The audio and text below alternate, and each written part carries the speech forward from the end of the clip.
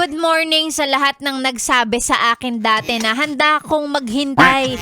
Kung hindi ka pa handang pumasok sa relasyon, hihintayin kita. Sa lahat ng nagsabi na hihintayin kita kung priority mo ang pag-aaral, kung priority mo quote and quote ang career para dun sa mga nagtatrabaho na. Tapos pagkatapos ng isang linggo lang, sige, isang buwan, wala na, may nililigawan ng iba, ganyan.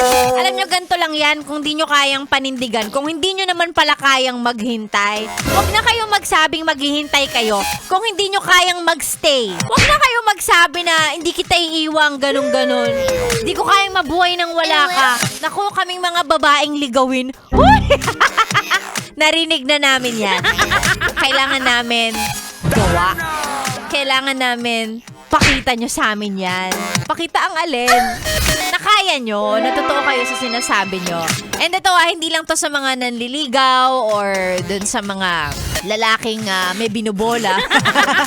Sa lahat ng bagay sa buhay yan, kung hindi mo kayang panindigan, huwag ka na magsabi na kung ganto, ganyan, ganyan, ganyan. Kasi ikaw ang napapahiya.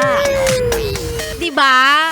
Ang ending ikaw ang busog. Bakit? Kasi kinain mo lahat ng sinabi mo. 101.1 Yes FM. Yes FM.